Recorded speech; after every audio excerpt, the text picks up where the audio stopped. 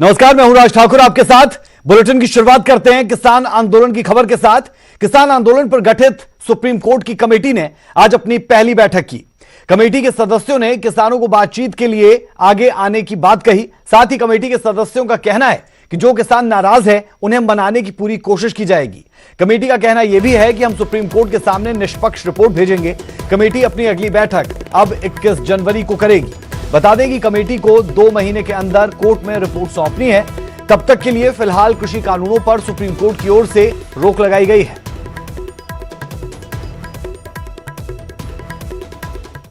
Court द्वारा बनाई गई कमेटी की आज पूसा में पहली बैठक हुई है। अशोक गुलाटी हमारे साथ बात करने के लिए मौजूद हैं। सर, कैसी बैठक हुई? लगातार देखा जा रहा है कि किसान आंदोलन अभी भी जोर शोरों पर है। क्या सकारात्मक नतीजे निकलेंगे? देखिए, आज तकरीबन 2.5 घंटे मीटिंग चली है, जिसमें ये निष्कर्ष निकाला गया है जो माननीय सुप्रीम कोर्ट ने हमें कहा है कि जो किसान विपक्ष में हैं या पक्ष में हैं या दूसरे स्टेक होल्डर्स हैं, उन सब से मिल के आप बातचीत कीजिए। तो हम उनको बुलाएंगे, बड़ी विनम्रता से बुलाएंगे। वो यहाँ आते हैं या वीडियो कॉन्फ्रेंस से पार्टिसिपेट करते हैं या हम कोई दूसरे स्टेट्स में जाएंगे, तो उस हिसाब से अगले 1.5 महीना यही काम होगा और फिर सारे विचारों को इकट्ठा करके सुप्रीम कोर्ट को हम अपनी रिपोर्ट देंगे। अशोक जी, इस कमेटी से लगातार नाराजगी भी जताई जा रही है किसानों द्वारा। आपको क्या लगता है सुप्रीम कोर्ट में जो रिपोर्ट भेजी जाएगी तो वो निष्पक्ष होगी, सभी किसानों की राय लेकर एक सकारात्मक पॉजिटिव डिसीजन निकलेगा? ऐसा है, जो तीनों मेंबर हैं कमेटी में, हर एक ने 35-40 साल सिर्फ किसानों के लिए काम किया जी, समझे? तो वो निष्पक्ष होगी, क्या मतलब है, वो किसान के हक में होगी। अगली बैठक की जानकारी दे दीजिए। अभी 21 तारीख से शुरू होंगी और कई मीटिंग शुरू होंगी। वो तो 20 मीटिंग्स होंगी अभी जी। तो साफ तौर पर कहना है कि अभी 21 तारीख को बैठक होगी और ये सब किसान हैं। कमेटी निष्पक्ष होकर एक ऐसी रिपोर्ट भेजेगी जिस पे सुप्रीम कोर्ट फैसला ले सके। सुप्रीम कोर्ट द्वारा बनाई गई कमेटी की आज पहली बैठक पूसा में हुई। आज बात करने के लिए हमारे साथ प्रमोद जोशी जी हैं। प्रमोद जी, बैठक में क्या कुछ रहा और कैसे अब आगे नतीजा निकलेगा? सर, बैठक में जो है अगले 2 महीने का हमने स्ट्रैटेजी बनाई है, कैसे हमारा रोड मैप बनाया है, क्योंकि 2 महीने के अंदर हम लोगों को रिपोर्ट माननीय सुप्रीम कोर्ट को प्रेजेंट करनी है। तो हम लोगों ने एक रोड मैप बनाया है, किस तरह से हम किसानों से मिलेंगे और किसान संगठन से मिलेंगे, फार्मर प्रोड्यूसर ऑर्गेनाइजेशन से मिलेंगे। तो वो हम लोगों ने अपनी स्ट्रैटेजी बनाई है। एक वेबसाइट हम लोग बना रहे हैं जिससे जो किसान हमसे नहीं मिल सकते या हम उनसे नहीं मिल सकते, वो वेबसाइट में अपना सजेशन डाल देंगे। और भी तरीके हम लोग डिस्कस कर रहे हैं, किस तरह से हम ज़्यादा से ज़्यादा हमको सजेशंस आ सकते हैं किसानों से, इन जो फार्म एक्ट बने हैं उन पे। प्रमोद जी, इस कमेटी को लेकर हमेशा सवाल उठाए हैं किसानों ने। निष्पक्ष होगी कमेटी सवालों के घेरे में, क्योंकि कई सदस्यों को लेकर, आपको भी लेकर, कई लोगों को लेकर सवाल उठाए गए। हम आपके थ्रू ये बताना चाहेंगे कि ये कमेटी बिल्कुल निष्पक्ष रहेगी। हमारे विचार कुछ भी हो सकते हैं, लेकिन हमको माननीय सुप्रीम कोर्ट ने हमें अपने विचारों को देने के लिए नहीं बिठाया है। हमें उन्होंने जो फार्मर्स के व्यूज़ हैं, फार्मर एसोसिएशंस के व्यूज़ हैं, यूनियंस के व्यूज़ हैं, उनके व्यूज़ को माननीय सुप्रीम कोर्ट तक हमारा पहुंचाने का कर्तव्य है। और मैं ये बताना चाहता हूं, बिल्कुल हम निष्पक्ष रूप से काम करेंगे, बड़े ट्रांसपेरेंट वे में काम करेंगे। और हमें तो किसानों के व्यूज़ वहाँ देने हैं, अपने व्यूज़ नहीं देने हैं। हमारे व्यूज़ कुछ भी हो सकते हैं, लेकिन जब इस तरह की जिम्मेदारियाँ आपको मिलती हैं और विशेष रूप से जब माननीय सुप्रीम कोर्ट आपको ऐसी जिम्मेदारी देते हैं, तो आपको बिल्कुल निष्पक्ष होकर काम करना होता है। सर, सुप्रीम कोर्ट ने इन तीनों कानूनों पर रोक लगा दी है। ऐसे में ये किस दिशा की ओर जाता दिखाई दे रहा है? क्योंकि रोक लगी है तो उम्मीद जताई जा रही है किसानों द्वारा कि रोक लग गई है तो शायद कानून रद्द हो जाएंगे। कमेटी पे विश्वास जताया जाएगा कैसे? कमेंट नहीं कर सकता, ये सुप्रीम कोर्ट का डिसीजन है, इस पे मैं कोई भी कमेंट नहीं कर सकता। हमारा जो काम है वो सिर्फ यही काम है कि हम जो किसानों के व्यूज़ हैं और farmer producers organisation, farmer union के व्यूज़ हैं, उनको हमें सुप्रीम कोर्ट तक पहुंचाना है। कई किसान तो बैठक में हिस्सा नहीं लेंगे, नाराजगी जता रहे हैं। उनको मनाएंगे, कोशिश करेंगे, उनसे कैसे मिल सकते हैं कोशिश करेंगे, मनाएंगे। हैं, अभी से हम निराश क्यों हो जाएं। अगली बैठक के बारे में थोड़ी जानकारी दे दीजिए। अगली बैठक का अभी हम लोगों ने तय नहीं किया, अभी बैठ के हम लोग डिस्कस करेंगे। कैमरा पर्सन नागेंद्र के साथ मैं रवि मिश्रा, न्यूज़ 18, नई दिल्ली। और अब खबर शिमला से है, लेकिन किसान आंदोलन से ही जुड़ी। शिमला पुलिस ने 3 किसानों को हिरासत में लिया। बिना आज्ञा मॉल रोड पर प्रदर्शन कर रहे थे। पंजाब के मोहाली के ये किसान बताए जा रहे हैं। बड़ी और अहम खबर हम आपको दे दें, जिन लोगों को आप पुलिस हिरासत में देख रहे हैं, ये मोहाली से आए किसान हैं जो शिमला में थे, मॉल रोड पर थे। और मॉल रोड पर जब ये प्रदर्शन कर रहे थे तो उस वक्त पुलिस की तरफ से इन्हें हिरासत में लिया गया। पुलिस की तरफ से तर्क ये दिया गया कि ये बिना इजाजत के प्रदर्शन कर रहे थे, जबकि जिन किसानों को हिरासत में लिया गया है वो ये कह रहे हैं कि वो किसान आंदोलन को लेकर सिर्फ लोगों को जागरूक कर रहे थे और सिर्फ 3 किसान ये थे। अब सवाल ये कि पुलिस ने जिस तरीके से इन्हें हिरासत में लिया और उसके बाद खबर ये भी आई कि मीडिया के साथ बदसलूकी की गई। पुलिस ने 3 किसानों को हिरासत में लिया। ये तस्वीरें आप देख सकते हैं। हमारा दर्द है, ये देख लो, ये ऐसे हत्या कर रहे थे। हम 3 आदमी थे, ये मीडिया वाले सुन लो, हम 3 आदमी थे, आराम से खड़े हुए थे, ये हमें खड़ने भी नहीं दे रहे, ये रुकने नहीं दे रहे। इनपुट आया था कि ऐसे कुछ 3 मैं युवक तो नहीं कहूँगा, फार्मर्स जो हमारे पास शिमला में आज सुबह कुछ मॉल एरिया जो कोर एरिया है, जो ऑनरेबल हाई कोर्ट के द्वारा रिस्ट्रिक्टेड है, वहाँ पे प्रदर्शन करना, वहाँ प्रदर्शन कर सकते हैं। ऐसी कोई परमिशन ना तो प्रशासन के पास अप्लाई की गई थी, ना लोकल एसडीएम के पास अप्लाई की थी, ना लोकल एसएचओ के पास, राइट। तो उनको अभी हमने प्रिवेंटिव सेक्शन में बुक किया है और उनको थाने लाया गया है।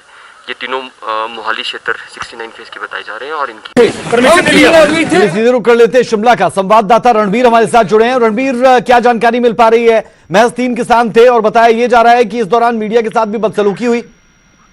जी हाँ, देखिए राज, इस पूरी कार्रवाई को अगर ध्यान से देखें, ये जो किसान निकले हैं, जो जागरूक कर रहे हैं किसान आंदोलन के बारे में, ये पंजाब से निकले, इससे पहले सोलन में थे, यहाँ पर पहुंची। ये पूरी कार्रवाई को जिस तरह से हम देख सकते हैं कि ऐसा नजर आ रहा है कि सरकार की ये डायरेक्शन थी, सरकार के निर्देशों पर ये कार्रवाई अमल में लाई गई है, वरना पुलिस के पास ऐसा कोई रीजन नहीं था, पुलिस के पास ऐसा कोई फैक्ट नहीं था कि इनको जो है इलीगल तौर पर जो है डिटेंशन किया जाए। और जैसे जिस तरह से इनको हिरासत में लिया गया है, जो 107 और 150 आईपीसी की कार्रवाई का हवाला दिया जा रहा है, ये तो सिर्फ 3 लोग थे, ना ही किसी तरह का जो है स्लोगन शाउट हुआ, ना किसी तरह का प्रदर्शन हुआ। ये शांतिपूर्ण तरीके से खड़े थे रिज मैदान पर, तो सभी इस तरह से खड़े होते हैं, तो उसके बावजूद जो है इन्हें डिटेन किया गया। और यहाँ पर हवाला दिया जाता है कि सीक्रेट इंफॉर्मेशन थी। यहाँ पर ये भी सवाल उठता है, अगर सीक्रेट इंफॉर्मेशन थी, सुरक्षा का हवाला एसपी अगर दे रहे हैं, तो आपका इंटेलिजेंस विंग क्या कर रहा था, और जो आपका जो खुफिया तंत्र है वो क्या कर रहा था, क्या इन्हें क्यों आने दिया गया। इससे पहले सोलन में जो है इनकी जो मीडिया से इंटरेक्शन हुई थी, और उसके आड़ में जब ये रिज मैदान पर पहुंचे तो कहीं ना कहीं ये था कि इन पर जो है एफआईआर करनी है, कार्रवाई करनी है, इनको जो है लोगों से मिलने नहीं देना है। इसी आड़ में जो है मीडिया कर्मियों को भी निशाना बनाया गया। एक हमारे सहयोगी के जो है माइक पर जो है धक्का दिया गया, जो एसएचओ सदर है मिस्टर संदीप, उनकी तरफ से ये धक्का दिया गया है। और एडिशनल एसपी सुशील वो खुद यहाँ पर देखे गए कि किसी को धक्का मार रहे हैं, किसी महिलाओं पर जो है धक्का मार रहे हैं। तो कुल मिलाकर ये देखा जा रहा है, इतनी शायद देखिए शिमला पुलिस को कहाँ से मिलती है, इस वजह से मिलती है कि शायद कहीं ना कहीं सरकार की ओर से ये इशारा था। और कुल मिलाकर अभी की जो स्थिति है, ये अभी भी डिटेन किए गए हैं। सदर थाना में ये पहुंचे थे, इन्हें ले जाया गया था, वहां से अब इन्हें एसडीएम के पास ले जाया गया है, शायद वहां से इन्हें जो है बेल मिलेगी। अब इसमें जो है राजनीति भी सामने आई है। तुरंत जैसे ये घटना जो है मीडिया में आग की तरह फैली, जो कांग्रेस के जो प्रदेशाध्यक्ष है वो कुलदीप सिंह राठौर, वो सदर थाना पहुंचे, उन्होंने मुलाकात की और ये कहा है कि ये किसी भी तरीके का जो ये डिटेंशन हुआ, ये पूरी तरह से गैर कानूनी है। इन्हें जो है पूरी मदद जो है कांग्रेस सरकार, माफ कीजिएगा, कांग्रेस पार्टी देगी। और यहाँ पर जो है बहुत सारा आश्वासन जो है उन्हें भी दिया गया है कि अगर किसी तरह की उनके साथ बदसलूकी की जाती है तो जो है वो हाईकोर्ट का दरवाजा भी खटकाएगी, ये कांग्रेस के प्रदेश अध्यक्ष ने कहा है। कुल मिलाकर पुलिस का जो ये रवैया है वो किसी भी लिहाज से सही नहीं है, चाहे वो मीडिया का समर्थन भी लोगों को मिलने लगा है। बेहद शुक्रिया इस जानकारी के लिए रणवीर।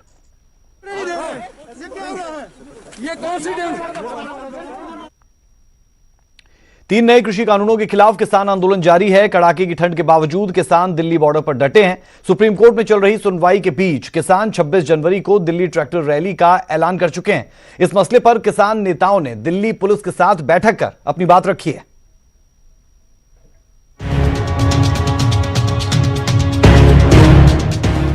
किसान अपने आंदोलन को और मजबूत करने के लिए 26 जनवरी को गणतंत्र दिवस के मौके पर दिल्ली में ट्रैक्टर परेड करने पर अड़े हैं। इस मसले पर किसानों की 7 सदस्यीय कमेटी ने दिल्ली पुलिस के अधिकारियों के साथ बैठक की है। बैठक के बाद किसान नेताओं ने कहा कि हम तीनों बातें साफ तौर पर दिल्ली पुलिस के सामने रख दें। पहली ये कि हम 26 जनवरी को दिल्ली के अंदर ही परेड करेंगे।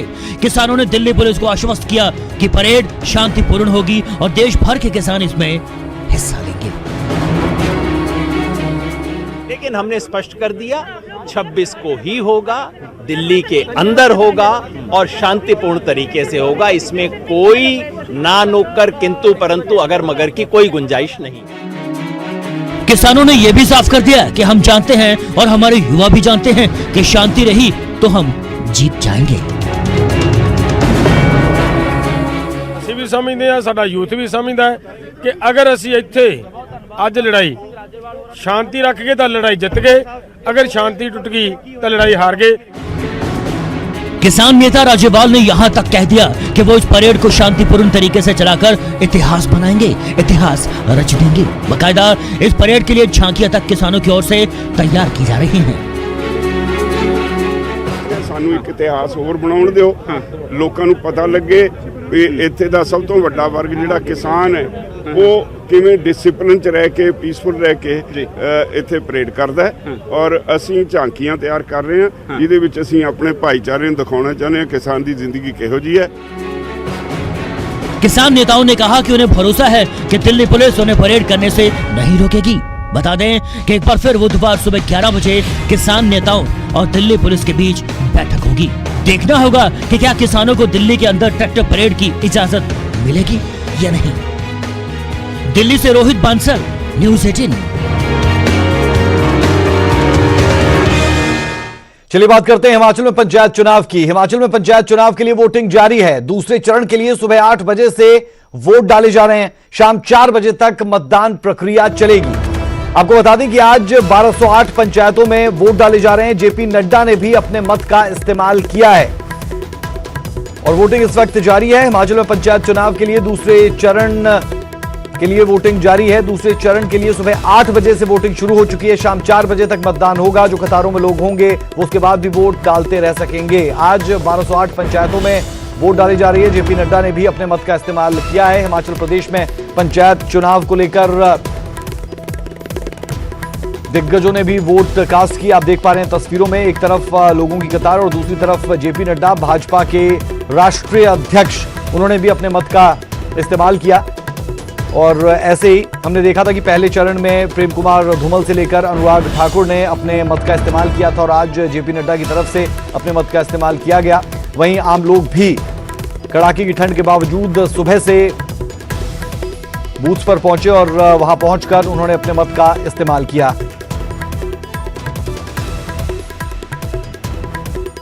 के बाई इलेक्शंस तक सारे चुनाव बीजेपी ने जीते हैं। यह बताता है कि उनकी नीतियां, उनके कार्यक्रम और जिस तरीके से कोविड का मैनेजमेंट, ये जहां सारी दुनिया एक तरीके से कंफ्यूज रही, वहीं स्पष्ट मजबूत नेतृत्व और 130 करोड़ देश को बचाने का काम मोदी जी ने किया है। सारा देश इन बातों को सराह रहा है और वह इसके लिए जब भी इलेक्शन आ रहे हैं उसमें वह साथ भी दे रहा है और समर्थन। चलिए सीधे रुख करते हैं कांगड़ा का। संवाददाता विचित्र शर्मा हमारे साथ जुड़े हैं। विचित्र, पंचायत चुनाव है, दूसरा चरण है, कैसा माहौल देखा गया और क्या जानकारी, कितनी लोग वोट देने के लिए पहुंच रहे हैं? हालांकि कड़ाके की ठंड रहती है लेकिन बावजूद उसके सुबह 8 बजे से लोग मत का इस्तेमाल करने के लिए पहुंचे। आज आपने सही कहा कड़ाके की सर्दी भले ही हिमाचल प्रदेश में इस वक्त पड़ी हो, लेकिन यहाँ के जो लोग हैं उनमें उत्साह कम नहीं हुआ है। जैसा कि हम लोग जब मतदान शुरू होना था यानी 8 बजे से पहले ही हम लोग मौजूद थे और हमारी ओर से एक तस्वीर दिखाई गई थी जब लोगों की भीड़ उस वक्त भी जो है यहाँ पर मौजूद थी और अभी भी आप मेरे पीछे भी हालांकि देख सकते हैं कि कितने सारे लोग जो इस वक्त मतदान करके जो हमारे साथ जो है वो अपनी बात को साझा करने के लिए जो यहाँ पर मौजूद हैं। तो इसी तरह से कतारें भी लगी हुई हैं और अभी भी जो है मतदान रेगुलर चल रहा है और फिलहाल जो है वो 55% मतदान जो पूरे कांगड़ा में हो चुका हुआ है। आज कांगड़ा में 274 पंचायतों में मतदान हो रहा है राज, और लोग क्या सोचते हैं, किस तरह का उत्साह है, चलिए बातचीत भी हम करते हैं और इनसे जानते भी हैं। आज आपने मतदान किया है, कैसा उम्मीदवार आप चाहते हैं कि वो उम्मीदवार चुनकर आए और वो आपका विकास करे? कैसा उम्मीदवार? देखिए, हमारा उम्मीदवार ऐसा होना चाहिए जो हमारी पंचायत का भला करे और सबको रोजगार मिले, यही चाहिए हमें सारा कुछ। और प्रधान से काफी उम्मीदें होती है हम सबको, क्योंकि वो एरिया का हमारी पंचायत का प्रतिनिधि होता है, उससे काफी उम्मीदें हमें कि हम जैसे हमारे रास्तों को ठीक करवाए, नाली। आपने मतदान कर दिया है?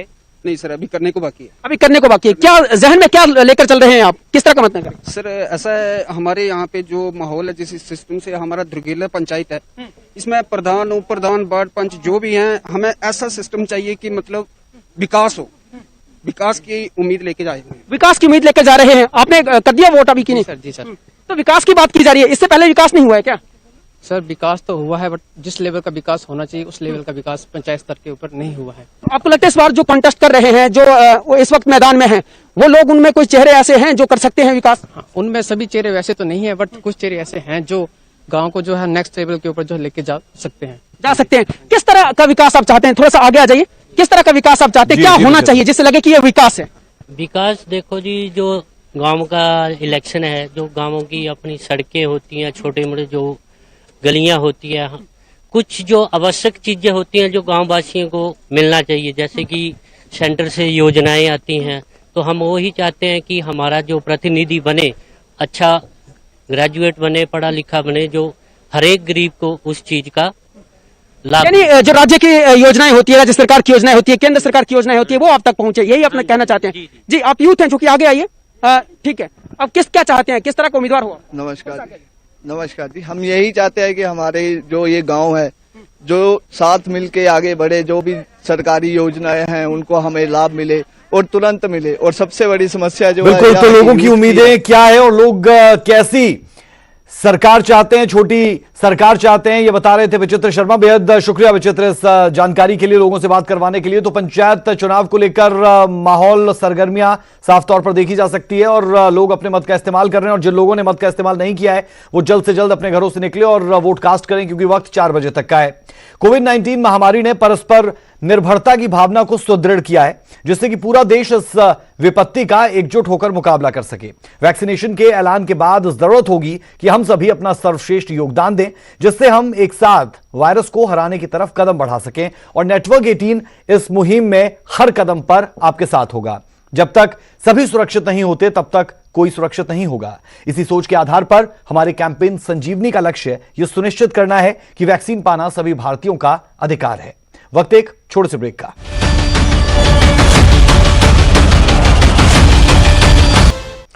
प्रधानमंत्री नरेंद्र मोदी ने हाल ही में अपने मन की बात कार्यक्रम में भारत को विश्व का टॉय हब बनाने की बात कही थी। इस दिशा में भारत सरकार ने टॉयकथॉन 2021 की शुरुआत की, जिसमें भारत के $1 बिलियन के खिलौना उद्योग के सामर्थ्य के दोहन में मदद मिलेगी। टॉयकथॉन 2021 में भाग लेने की तिथि 20 जनवरी है और इसके विजेताओं को 50 लाख रुपए इनाम दिया जाएगा।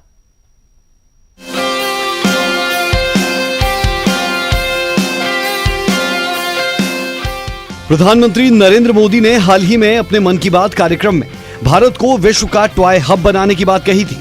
इस दिशा में भारत सरकार ने टॉयकथॉन 2021 की शुरुआत की है। केंद्रीय मंत्री स्मृति ईरानी और रमेश पोखरियाल ने टॉयकथॉन 2021 की शुरुआत की। टॉयकथॉन 2021 का मकसद भारतीय संस्कृति, लोक साहित्य और मूल्यों को बढ़ावा देने के लिए खिलौने या गेम्स डिजाइन करना है। इसके लिए छात्रों, डिजाइन एक्सपर्ट्स और स्टार्टअप्स को साथ लाया जाएगा। इस तरह भारत को गेम्स और खिलौनों के ग्लोबल हब के तौर पर उभरने में मदद मिलेगी। इससे खिलौना उद्योग और स्थानीय उत्पादकों के लिए एक इकोसिस्टम तैयार होगा और उनके सामर्थ्य का पूर्ण रूप से दोहन हो पाएगा।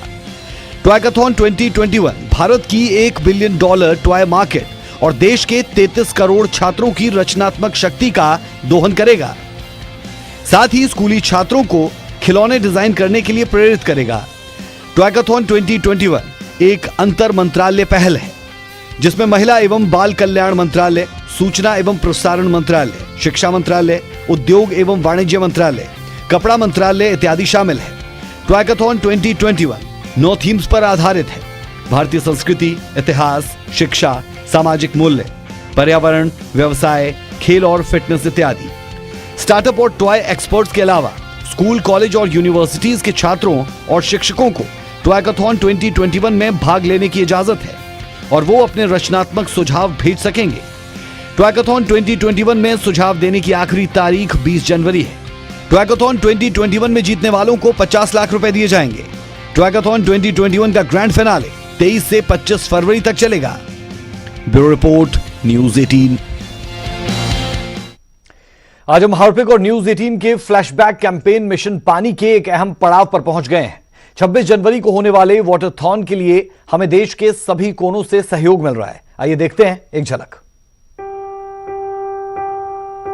स्वच्छता और पानी। जल की महत्ता हमारे ऋषि मुनियों ने, हमारे बुजुर्गों ने इसको समझा है और आज की पीढ़ी को भी यही मैं कहना चाहूँगा कि पानी की महत्ता को हमको समझना होगा, उसकी उपयोगिता को समझना होगा, क्योंकि आज 80% बीमारियां हैं वो जल जनित हैं। तो इसलिए पानी की शुद्धता, जल की शुद्धता बहुत जरूरी है। हमको बचानी है ये जिंदगानी। बुलेटिन में अभी के लिए हमारा और आपका साथ इतना ही। खबरों का सिलसिला बदस्तूर जारी है, बने रहिए हमारे साथ।